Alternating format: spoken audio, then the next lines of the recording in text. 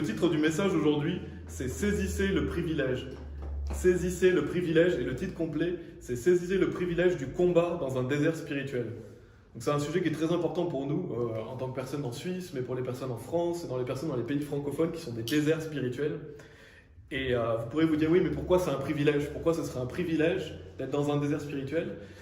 Et parce qu'on pourrait se dire, voilà, il n'y a pas beaucoup d'églises, on n'est pas beaucoup, il n'y a pas beaucoup de bonnes doctrines, il y a beaucoup de fausses religions, beaucoup de fausses chrétientés. Mais en fait, je vais vous montrer qu'il y a un privilège dans cela et on doit saisir ce privilège. C'est un privilège que de combattre justement dans un pays où il n'y a pas beaucoup de gens qui se lèvent, où il n'y a pas beaucoup de gens qui prêchent l'évangile, où il n'y a pas beaucoup de gens qui se lèvent pour Dieu. Donc on va voir ça dans un message justement. Et je ne sais pas si vous avez l'Ancien Testament, vous pouvez aller dans Ézéchiel chapitre 22. Ézéchiel chapitre 22. Donc il y a un passage où Dieu montre par Ézéchiel qu'il va punir la maison d'Israël. Donc Ézéchiel est le porte-parole de Dieu, c'est un prophète de l'Ancien Testament, et il va annoncer justement la destruction du peuple d'Israël parce que c'était un pays malfaisant, un pays malsain.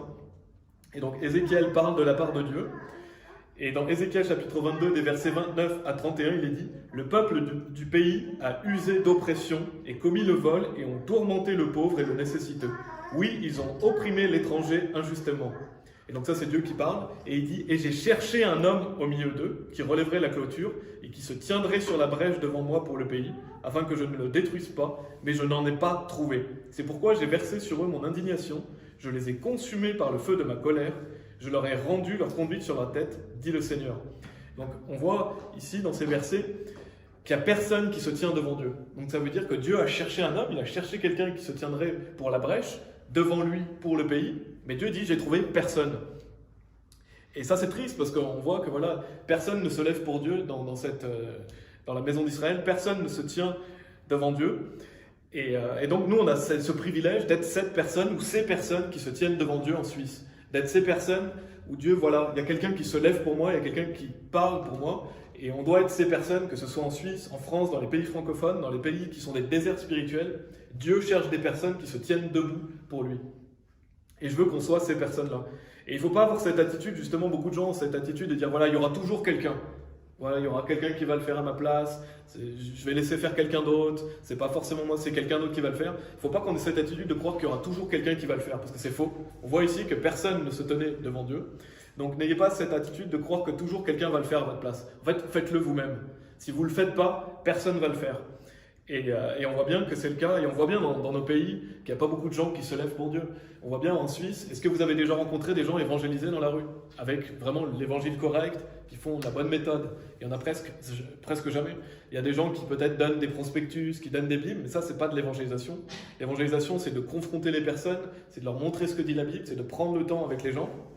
C'est d'ouvrir notre bouche avec hardiesse, c'est pas distribuer de la littérature. Et donc, est-ce que vous rencontrez souvent des gens comme ça dans la rue? Est-ce que vous écoutez beaucoup de personnes qui prêchent la Bible en français? Non, il y en a très peu parce qu'il n'y a pas beaucoup de gens qui se tiennent devant Dieu. Et il y a peut-être des gens qui veulent le faire, mais qui se disent, voilà, un autre va le faire.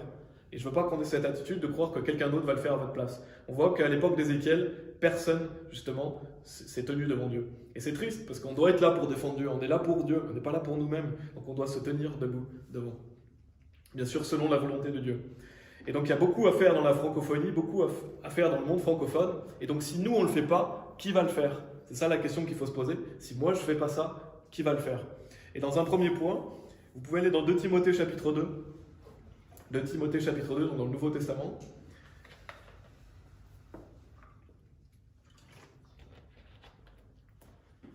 Et donc, le premier point, c'est le vrai combat. Qu'est-ce que le vrai combat? Parce que le vrai combat, il se combat en suivant Jésus-Christ. Donc le vrai combat, c'est le combat de la foi. C'est ce que dit Paul dans 2 Timothée chapitre 4 au verset 7. Il dit « J'ai combattu un bon combat, j'ai achevé ma course, j'ai gardé la foi. » Donc le bon combat, c'est de garder la foi, c'est de combattre le bon combat. C'est achever la course. Donc c'est ce qu'on fait pour Christ. Et donc dans 2 Timothée chapitre 2, on a un beau passage où justement Paul donne des indications à Timothée. Et il lui dit « Toi donc, endure les difficultés comme un bon soldat de Jésus-Christ. Aucun homme qui va à la guerre ne s'encombre avec les affaires de cette vie, afin qu'il puisse plaire à celui qui l'a choisi pour être un soldat. Et si un homme aussi s'exerce pour des maîtrises, cependant il n'est pas couronné, sauf s'il s'exerce légitimement. » Donc en fait, le combat, bien sûr, ça demande d'endurer les difficultés. Si vous combattez, d'autant plus dans un désert spirituel, dans un pays malfaisant, vous aurez des difficultés, vous devez endurer ces difficultés comme un bon soldat de Jésus-Christ. Parce qu'une fois que vous êtes sauvé, que vous le vouliez ou non, vous êtes un soldat de Jésus-Christ. Vous êtes engagé dans une armée. Et d'ailleurs, il dit, afin qu'il puisse plaire à celui qui l'a choisi pour être un soldat. Donc Dieu a choisi que vous soyez des soldats de Jésus-Christ. Vous n'êtes pas neutre, il n'y a pas une personne qui est neutre. C'est soit vous êtes avec Christ, soit vous êtes contre Christ. Alors bien sûr, une fois que vous avez cru en Jésus-Christ, vous êtes enfant de Dieu pour toujours, vous êtes sauvé pour toujours, mais vous êtes engagé dans un combat, et si vous ne combattez pas pour Dieu, vous êtes contre Dieu. Parce que Jésus dit que celui qui n'assemble pas avec lui, il disperse de tous côtés. Donc c'est pour ça que tous les personnes sauvées sont des soldats de Jésus-Christ. Et il dit, aucun homme qui va à la guerre ne s'encombre avec les affaires de cette vie, afin qu'il puisse plaire à celui qui l'a choisi. Donc on est là pour plaire à Dieu, on n'est pas là pour plaire aux hommes, on n'est pas là pour être focalisé sur les affaires de cette vie. Voilà, c'est ça qui est très important, et c'est ce que je vais développer dans ce point, c'est que le plus important, c'est les affaires du Père, c'est les affaires de Dieu, c'est pas les affaires de cette vie. Vous ne pouvez pas à moitié être pour le monde, à moitié être pour Dieu. Il faut être pleinement pour Dieu. Il faut plaire à Dieu et ne pas chercher à plaire au monde. C'est ça être un soldat de Jésus-Christ. Et donc, qu'est-ce que ça demande? Ça demande d'abandonner ce qui est néfaste à votre marche avec Dieu. Quand on suit Jésus-Christ, il faut avoir conscience du fait qu'il faut abandonner ce qui nous freine. Il faut abandonner ce qui nous empêche de servir Jésus-Christ. Et on va aller dans Matthieu chapitre 16 pour ça, si vous voulez aller dans Matthieu chapitre 16. On ira dans Matthieu chapitre 19 aussi. Parce qu'il faut vraiment prendre conscience de ce que ça implique de suivre Jésus-Christ. Ça demande d'aller de l'avant, de combattre pour Christ et de laisser derrière nous ce qui nous freine, ce qui est néfaste pour nous. On ne peut pas s'engager dans un combat et justement être encombré avec les affaires de cette vie. Bien sûr, on a une vie à mener. Jésus dit qu'on est dans le monde, mais on n'est pas du monde. Donc on a des choses à faire en tant que personne. On a une vie, mais on ne doit pas s'encombrer avec les choses qui nous freinent et justement qui nous empêchent de servir Christ. Donc dans Matthieu chapitre 16, des versets 24 à 27, il est dit « Alors Jésus dit à ses disciples, si un homme veut venir après moi, qu'il renonce à lui-même et qu'il prenne sa croix et me suive. Car quiconque voudra sauver sa vie la perdra, et quiconque perdra sa vie à cause de moi la trouvera. Car que profiterait-il à un homme s'il gagne le monde entier et perd son âme? Ou que donnerait un homme en échange de son âme? Car le Fils de l'homme viendra dans la gloire de son Père avec ses anges, et alors il récompensera chacun selon ses œuvres. » Et donc on voit au verset qui nous parle de venir après lui, de renoncer à soi-même, de prendre sa croix. Des gens utilisent ça pour faire croire que ça parle du salut. Donc pour être sauvé, il faut prendre sa croix, pour être sauvé, il faut renoncer à soi-même, pour être sauvé, il faut perdre sa vie pour Christ, il faut endurer jusqu'à la fin. Mais ça ne parle absolument pas du salut.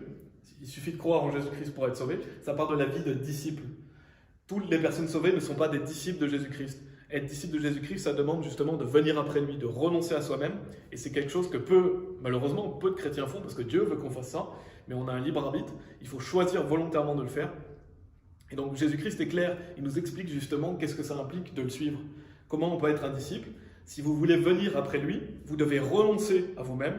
Vous devez prendre votre croix et le suivre. Donc pour suivre Jésus-Christ, il faut renoncer à soi-même. Et ça c'est important. Ça veut dire quoi renoncer à soi-même? Ça veut dire renoncer à ses aspirations propres.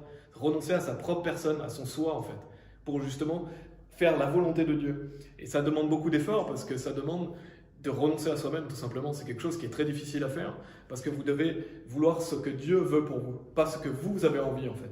Et la plupart des gens ne veulent pas justement mener la vie chrétienne parce qu'ils veulent leur propre chose. Ils ne veulent pas ce que Dieu veut pour eux. Et en plus, ça implique de prendre sa croix. Donc ça implique les difficultés, ça implique la souffrance, la persécution, l'affliction. Donc la vie chrétienne est quelque chose de difficile, mais c'est quelque chose qui en vaut la peine. Et donc Jésus nous invite à le suivre. Et c'est ce que veut justement Jésus, et c'est ce que veut Dieu justement pour tous les chrétiens, que justement on se sacrifie. On sacrifie son soi pour justement faire ce que Dieu veut. Et la plupart des gens, justement, qu'est-ce que la plupart des gens veulent dans notre société? Ils ne veulent pas sacrifier quoi que ce soit. Ils veulent mener leur vie tranquille, ils n'ont pas envie de faire des sacrifices. Et bien si on veut faire des grandes choses pour Dieu, il faut qu'on se sacrifie soi-même. Il faut qu'on renonce à nous-mêmes. Et donc, il faut se dépouiller de l'ancien homme. Et quand il est dit « Car quiconque voudra sauver sa vie la perdra, et quiconque perdra sa vie à cause de moi la trouvera. » Donc ça veut dire que si vous voulez sauver votre vie, vous devez la perdre. Et si vous voulez, et malheureusement, si justement, voilà, si vous voulez sauver si vous voulez sauver votre vie, vous la perdrez. Mais si vous voulez perdre votre vie, si vous perdez votre vie, vous la trouverez. Et en fait, qu'est-ce que ça veut dire? Ça veut dire que si vous essayez par tous les moyens de sauver votre vie, vous allez la perdre. Alors que si vous perdez votre vie pour Christ, vous la gagnez, vous la trouvez. Ça veut dire qu'il ne faut pas s'attacher à votre vie, il ne faut pas s'attacher à votre vie physique. Il faut vivre pour Christ, il faut avoir les pensées tournées vers l'éternité. Il faut mourir à soi-même, donc ne plus être de ce monde. Et ça peut bien s'appliquer justement à la fin des temps, parce qu'à la fin des temps, je suis persuadé que la plupart des gens qui auront la bénédiction d'aller jusqu'au bout et de voir Jésus revenir sont des personnes qui auront voulu perdre leur vie, mais Dieu va les garder parce qu'ils se sont mis en danger pour Christ, ils ont fait des œuvres pour Christ. Dieu va les garder parce qu'ils ont pris un pas pour lui. Parce que Dieu protège les gens qui font des choses pour lui. Alors bien sûr, il y aura des martyrs, il y aura des personnes qui vont mourir pour Christ, mais la Bible dit que l'ange de l'Éternel campe autour de ceux qui le craignent et les délivre. Donc Dieu protège les personnes qui perdent leur vie pour lui, parce qu'ils vont la gagner. Alors que les personnes qui essayent par tous les moyens, qui ont peur, qui se replient sur eux-mêmes, Dieu peut leur faire perdre leur vie parce qu'ils ne sont pas utiles. Bien sûr, Dieu les aime, ils sont enfants de Dieu pour toujours, mais ils ne font pas justement l'œuvre de Dieu. Et c'est ça que Jésus nous encourage à faire, il nous encourage à perdre notre vie, à renoncer à soi-même et à le suivre. Et donc dans Matthieu chapitre 19, qui est un peu plus loin, on était dans Matthieu chapitre 16, dans Matthieu chapitre 19, on a cette notion de tout quitter pour Christ. Parce que là, on parle du vrai combat. Le vrai combat est en suivant Jésus. Parce que le titre du sermon qui est « Saisissez le privilège du combat dans un désert spirituel ». Donc je vois cette notion de combat et du vrai combat. Dans Matthieu chapitre 19, des versets 27 à 29, il est dit « Alors Pierre répondit et lui dit « Voici, nous avons tout quitté et t'avons suivi. Qu'aurons-nous donc ?» Donc il pose cette question à Jésus. Et Jésus leur dit, « En vérité, je vous dis que vous qui m'avez suivi à la régénération, lorsque le Fils de l'homme sera assis sur le trône de sa gloire, vous aussi serez assis sur 12 trônes, jugeant les 12 tribus d'Israël. Et quiconque aura quitté maison, ou frère, ou sœur, ou père, ou mère, ou femme, ou enfant, ou terre, à cause de mon nom, recevra un centuple et héritera la vie sempiternelle, donc la vie éternelle. » Donc on a cette notion de tout quitter pour Christ. En fait, Pierre demande, et il dit à Jésus, voilà, nous on a tout quitté, quelle est la récompense de cela? Pourquoi on quitte tout en fait, entre guillemets? Et Jésus va lui dire qu'ils vont justement être sur des trônes, donc ils vont régner avec Christ, parce que si vous quittez tout pour Christ et que vous le servez, vous aurez de l'autorité dans son royaume, vous serez bénis, vous aurez justement une position d'autorité. Et il est dit, donc, quiconque aura quitté maison, frère, sœur, père, mère, femme ou enfant ou terre à cause de mon nom, recevra un centuple. Et pour étudier ces versets, on va aller dans Marc chapitre 10. Dans Marc chapitre 10, parce qu'il y a un passage parallèle où Jésus, justement, répond aussi à cette question, et ça apporte des éléments complémentaires à ce passage de Matthieu 19. C'est Marc chapitre 10, des versets 29 à 30, où il est dit « Et Jésus répondit et dit, en vérité, je vous dis, il n'y a aucun homme qui ait quitté maison, ou frère, ou sœur, ou père, ou mère, ou femme, ou enfant, ou terre, à cause de moi et de l'Évangile. » Et donc là, on a cette notion de « mais il recevra au centuple maintenant, en ce temps-ci, maison, et frères, et sœurs, et mères, et enfants, et terre, avec persécution, et dans le monde à venir, la vie éternelle. » Donc qu'est-ce que ça veut dire concrètement qu'on reçoit au centuple, et qu'on a maison, terre, famille, parce que c'est toute la famille que vous avez en Christ. Toutes les personnes que vous gagnez parce que vous servez Christ. Parce que Dieu vous donne des frères, il vous donne des sœurs, il vous donne des personnes qui sont votre vraie famille, la famille en Christ. Et donc c'est pour ça, si vous quittez des personnes qui vous sont néfastes dans votre famille, eh bien Dieu vous donne d'autres personnes, des personnes qui vous aiment vraiment, des personnes qui partagent la même croyance que vous. C'est pour ça qu'il dit qu'il vous donne, en plus il dit au centuple. Donc c'est une promesse de Dieu que si vous quittez des personnes qui sont néfastes, Dieu vous en donnera d'autres. Et il vous dit qu'il vous donnera aussi des maisons, des terres, parce que je pense que ça veut dire que peut-être que vous n'avez qu'une seule maison, mais les frères et sœurs peuvent vous loger, ils peuvent vous faire venir chez eux, ils vous bénissent. Et c'est ce que Dieu dit. Si vous quittez votre maison, Dieu vous donnera d'autres personnes qui justement seront des bénédictions pour vous. On doit être des bénédictions pour les autres et pour les frères et sœurs et prendre soin des autres. Et donc ça, c'est les bénédictions qu'on a dans cette vie. Si on quitte des personnes qui sont néfastes pour Christ, Dieu va nous bénir. Et bien sûr, cette vie est importante, mais ce qui est encore plus important, c'est ce qu'on aura après, parce que après, c'est ce qui est éternel. Et pour terminer justement ça, ce que je veux dire, c'est que Jésus ne nous dit pas de quitter notre famille, il ne nous dit pas d'être lâche, d'abandonner notre famille, il ne dit pas ça. Il ne dit pas de ne pas prendre soin des siens. On doit prendre soin des siens, mais il dit qu'on doit quitter les personnes qui sont néfastes, les personnes qui nous empêchent de vivre pour Christ, et les choses qui nous prennent toute notre énergie, les choses qui nous prennent justement l'énergie qu'on pourrait donner pour Christ en fait, parce que c'est ça qui est le plus important. Et bien sûr, la vie chrétienne va entraîner des persécutions, c'est pour ça qu'il dit avec persécution. Et donc, il dit héritera la vie sempiternelle et dans le monde à venir la vie éternelle, parce qu'on est sauvé bien sûr, mais tout ce qu'on fait pour Christ a un poids éternel. Donc, Jésus nous dit de faire des trésors dans les cieux, on va y revenir dans le troisième point, mais c'est cette notion de on aura des récompenses. Si on quitte des choses pour Christ, pour œuvrer pour lui, Dieu nous récompensera justement dans l'éternité. Et donc pour conclure ce premier point, qui est sur le combat, on va aller dans l'Ancien Testament. Dans 2 Chroniques chapitre 35, on a l'histoire de Josias. Donc Josias était un homme de Dieu qui a fait vraiment des grandes choses. On peut lire son histoire, il a fait beaucoup de choses pour Dieu. C'était quelqu'un qui était sauvé, quelqu'un qui a fait beaucoup de choses pour Dieu. Malheureusement, il va mal finir sa vie. Et pourquoi il va mal finir sa vie? Parce qu'il va s'engager dans un mauvais combat. Et c'est ça que je veux souligner, c'est qu'il y a des mauvais combats. Il y a le vrai combat, qui est le combat de la foi, mais il y a des mauvais combats qui peuvent vous mener à votre perte. Et c'est ce que le diable veut. Le diable veut vous éloigner du vrai combat, et veut vous amener dans des faux combats. Des combats qui vont prendre justement toute votre énergie, toute votre attention, et qui vous éloignent de la vie chrétienne.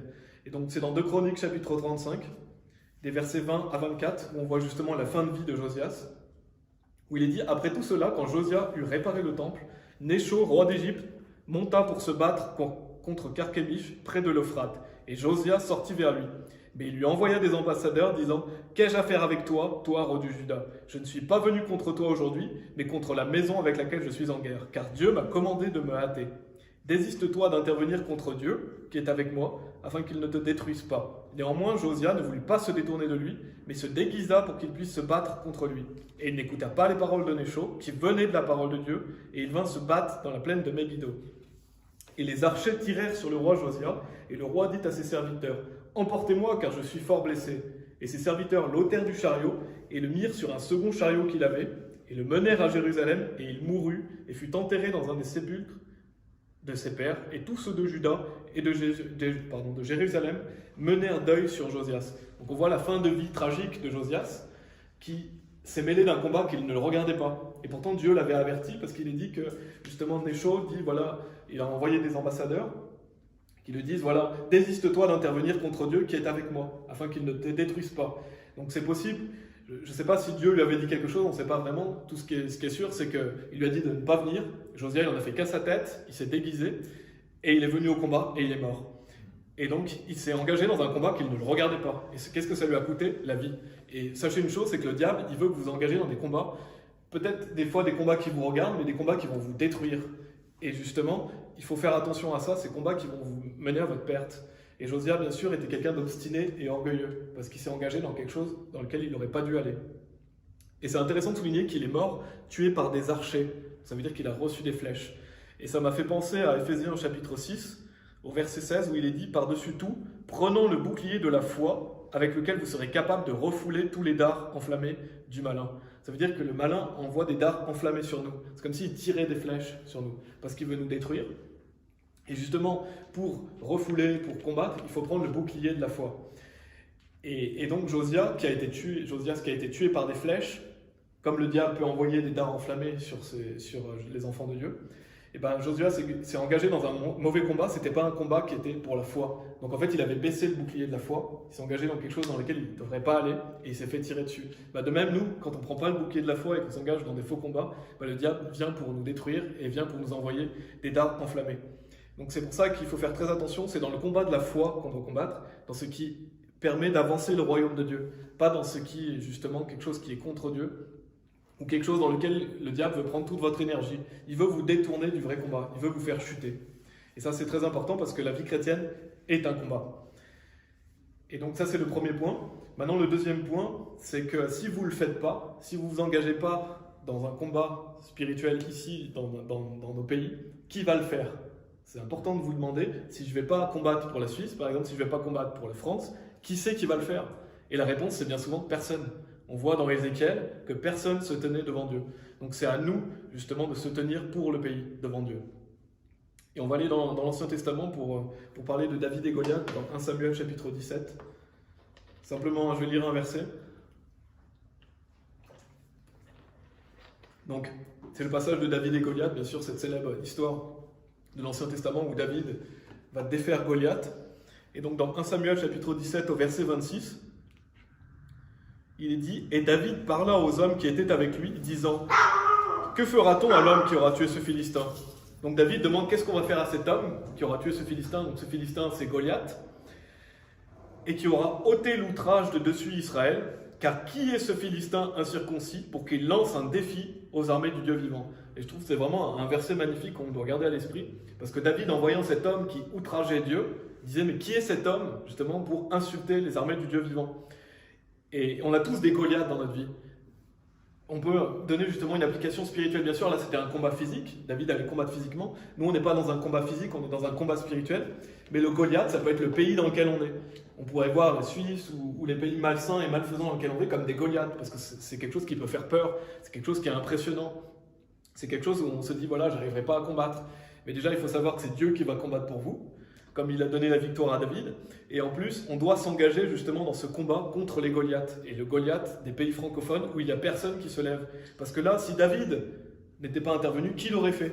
On peut se demander, parce qu'on ne sait pas, ça faisait des jours que Goliath venait, il insultait, il venait, personne, tout le monde avait peur, personne venait le combattre. David, il a dit, mais qui il est lui pour insulter les armées du Dieu vivant? Donc il s'est tenu debout pour Dieu, il a fait le pas, et il l'a vaincu bien sûr parce que Dieu lui a donné la victoire. Mais si David ne l'avait pas fait, qui l'aurait fait? Et ça, on ne sait pas. On ne sait pas si quelqu'un d'autre l'aurait fait, mais c'est la même chose dans nos pays. Si vous ne le faites pas, qui va le faire? Et ça, c'est vraiment important. Ça paraît impressionnant. Ça peut paraître impressionnant d'être peut-être seul dans un pays ou très peu nombreux, dans un pays vraiment malsain où il n'y a pas beaucoup d'églises, pas beaucoup de gens pour vous soutenir. Mais si vous ne le faites pas déjà, qui va le faire pour ce peuple, pour toutes ces personnes qui vont en faire? Qui va leur prêcher l'évangile?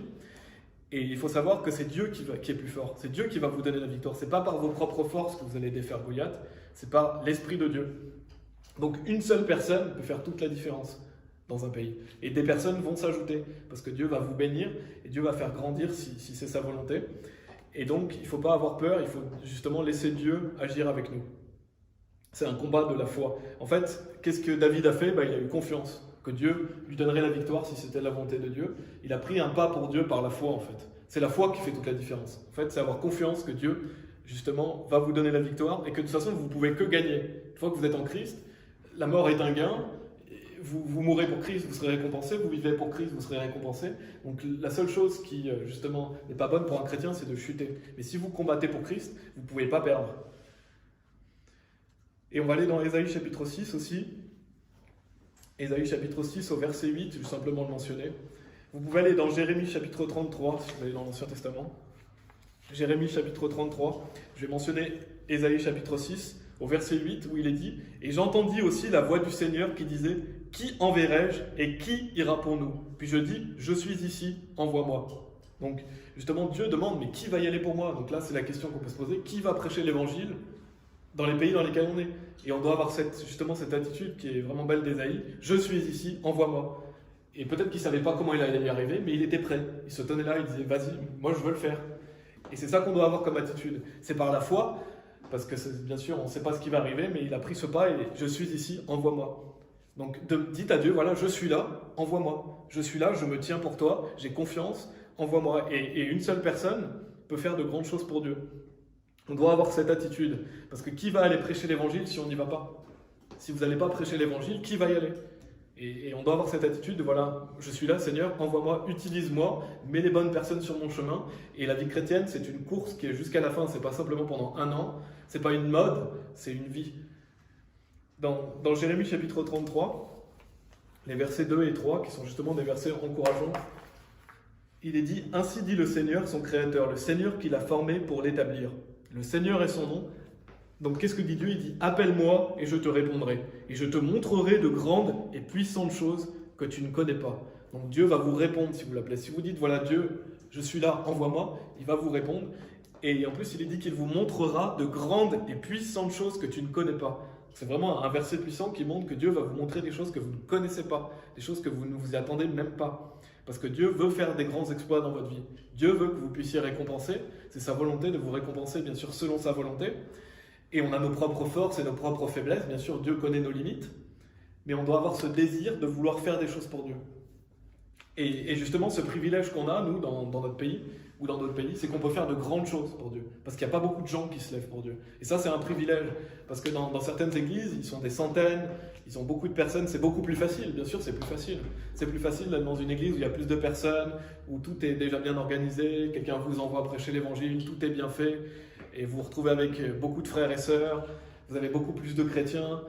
Ça peut être plus facile dans un certain sens. Mais nous, on a ce privilège de pouvoir justement être ces personnes. Comme justement on a Daniel, Shadrach, Meshach et Abednego dans l'Ancien Testament. On a David, c'est des gens qui sont levés justement où personne ne se levait. Et c'est ça qu'on doit faire, c'est un privilège.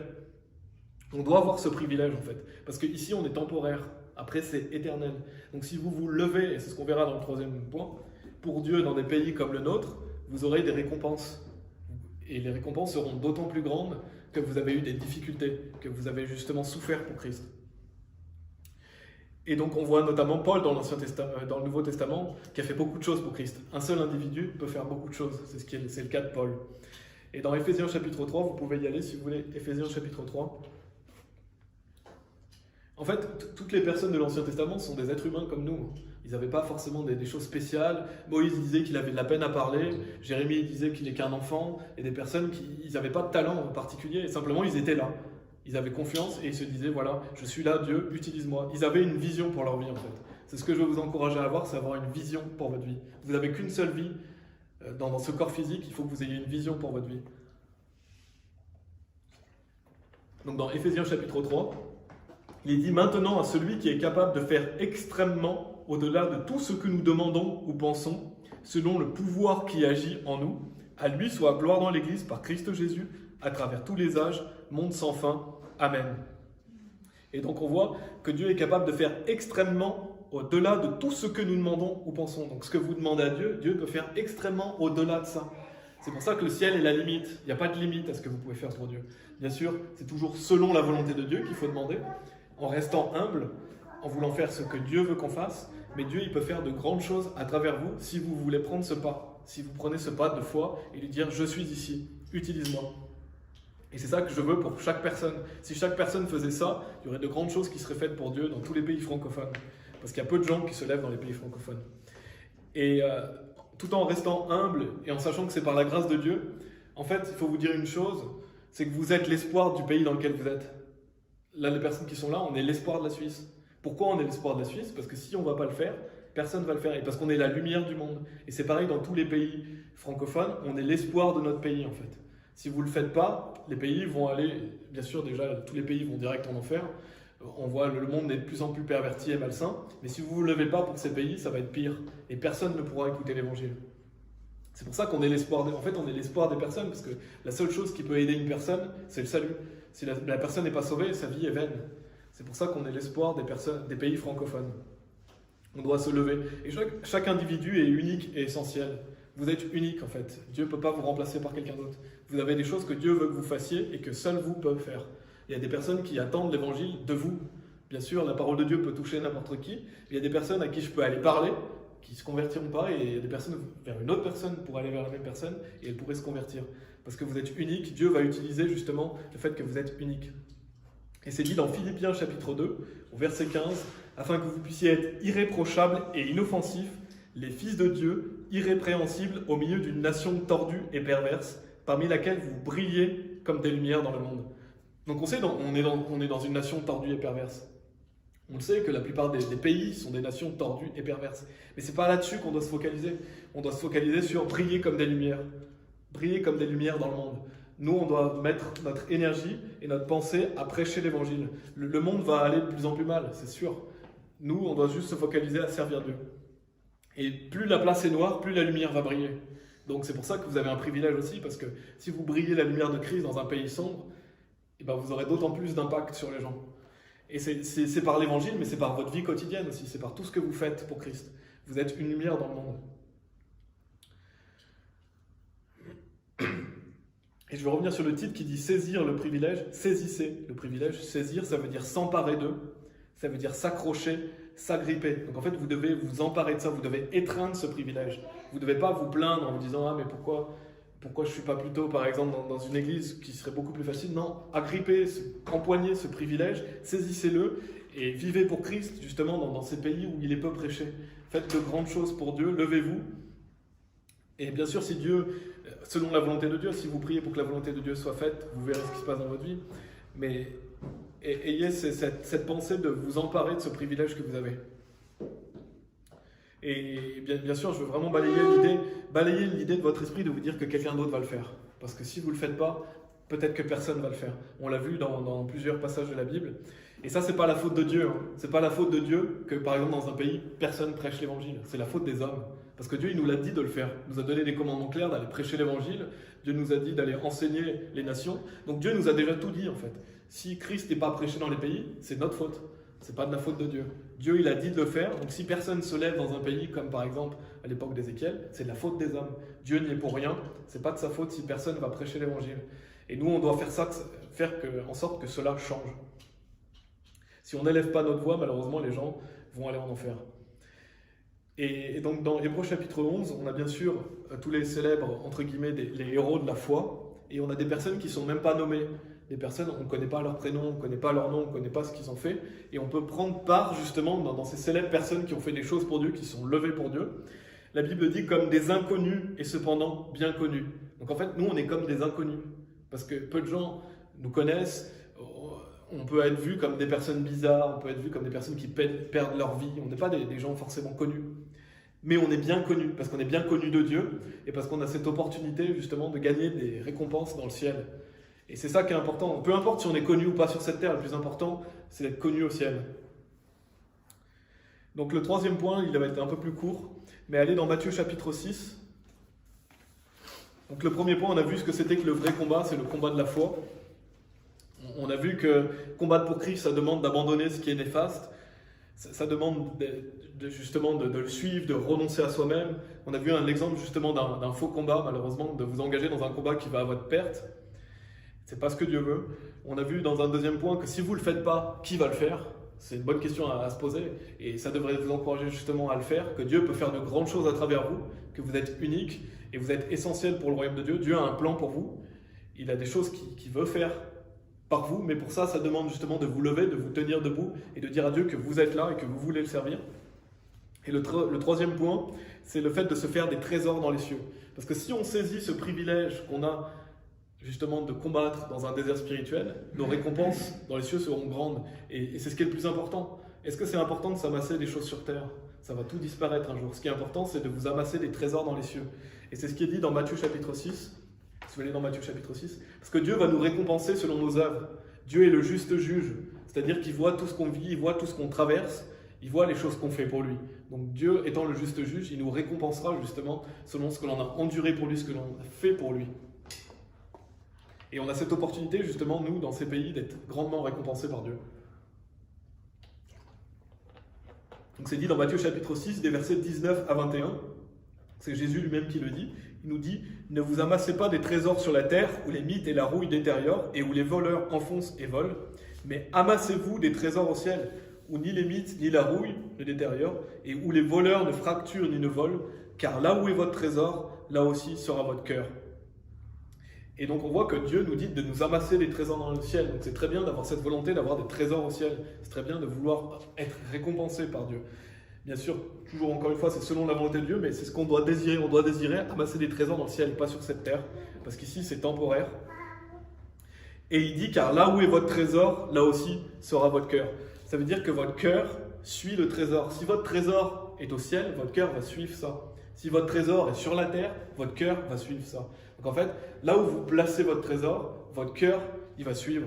Parce que c'est le cœur qui suit le trésor. Donc si, pour vous, votre trésor est dans le ciel, votre cœur va justement être rempli des choses célestes. Vous aurez envie de faire des choses pour Dieu.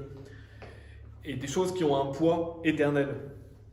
C'est pour ça que c'est très important de ne pas être dans la convoitise, de ne pas désirer amasser des choses ici, mais de les amasser dans le ciel. Et comme j'ai dit, on est dans un désert spirituel où on n'est pas beaucoup, il n'y a pas beaucoup d'églises, il y a beaucoup de fausses religions, beaucoup de perversions. Mais dans ça, on a justement ce privilège de gagner des récompenses. Et qu'est-ce qui est le plus important pour vous? Est-ce que c'est le plus important d'amasser ici, d'avoir un bateau, un camping-car, d'avoir plusieurs maisons? Est-ce que c'est ça le plus important ou est-ce que le plus important pour vous, c'est d'avoir des récompenses éternelles? Et c'est la question qu'il faut se poser. Où est votre trésor en fait? Parce que là aussi sera votre cœur. Dieu est le juste juge et il voit tout ce qu'on peut faire. Et bien sûr, c'est important d'avoir des choses dans cette vie, mais ce n'est pas ici qu'on doit amasser des trésors. Et pour terminer, on va aller dans Hébreux chapitre 11. N'oubliez pas que vous n'avez qu'une seule vie pour vous faire des trésors dans le ciel. Une fois que vous êtes mort, vous êtes au paradis, c'est terminé. Vous n'avez plus cette chance d'amasser des trésors dans le ciel. Cette opportunité, il y a plusieurs choses que vous ne pourrez plus faire. Dans Hébreux chapitre 11, donc pour terminer, on va aller dans Hébreux chapitre 11. Et on va voir ce que Moïse a fait, justement pour souligner ce fait de faire des trésors dans les cieux et de s'amasser des récompenses éternelles. Dans Hébreux chapitre 11 et versets 24 à 27, il est dit « Par la foi, Moïse, lorsqu'il fut plus âgé, refusa d'être appelé le fils de la fille de Pharaon, choisissant plutôt de souffrir à l'affliction avec le peuple de Dieu que de jouir des plaisirs du péché pour une saison. Estimant l'outrage de Christ comme une plus grande richesse que les trésors de l'Égypte, car il avait égard à la rétribution de la récompense. Par la foi, il abandonna l'Égypte sans craindre le courroux du roi, car il endura comme voyant celui qui est invisible. » Donc Moïse voyait par la foi celui qui est invisible. Donc il voyait Dieu par la foi, parce qu'on ne le voit pas par nos yeux physiques, on le voit par la foi. Et donc il a préféré souffrir à l'affliction avec le peuple de Dieu, il a préféré vivre l'outrage de Christ, plutôt que les richesses qu'il pouvait avoir en Égypte. Et l'Égypte souvent symbolise le monde.